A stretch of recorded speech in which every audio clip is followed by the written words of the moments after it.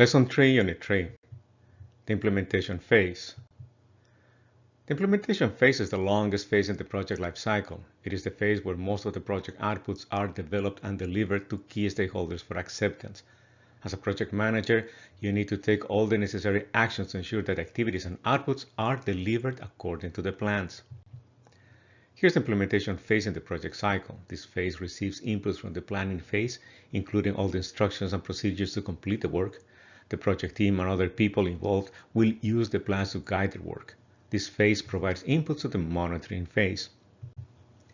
The steps in the implementation phase include team development. This is the process to build the skills and competencies in your project team. You're also assigning work to different people involved in the project. Not only the team, but also people working in the organization and people hired as consultants or service providers contracted to do work in the project. It is also time to do contract administration. You're going to work on managing the donor contract and the contracts from the providers of the goods and services needed by the project. Quality assurance. You need to make sure that people are following the quality standards to deliver all work. This includes the use of process and procedures and quality parameters for all project deliverables. You also need to manage risk and issues. Issues are problems that can happen at any time. As a project manager, you need to set up an issue management process to track and resolve all issues. In this phase, you also need to implement the risk strategies to reduce the impact of the risk identified in the planning phase. Communication. That is where you will be spending most of your time as a project manager.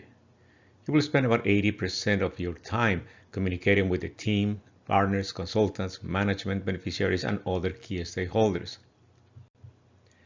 Here's the flowchart for the steps in the implementation phase. You start by developing the team, assigning the work, and managing the contracts. Once you assign the work to the team, you make sure they follow the quality specifications. You manage all the risks and issues, and you manage communications with all the stakeholders. Here are some recommendations for the implementation phase. Build and develop the talent in your team. This is a good investment to ensure they have the skills to produce high-quality deliverables. Coordinate all the work. The plans will sometimes require the support from units in the organization.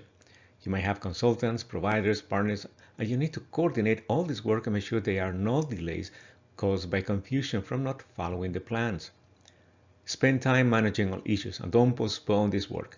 You need to document all issues and their solutions and make sure that each issue has an owner who can implement the solution on time. Keep open two-way communication with the stakeholders. They need to be informed of the progress of the project and understand its challenges. You also need to be open to their suggestions and recommendations. And give yourself enough time to build a strong relationship with the stakeholders. These relationships are critical to obtain their support in the project.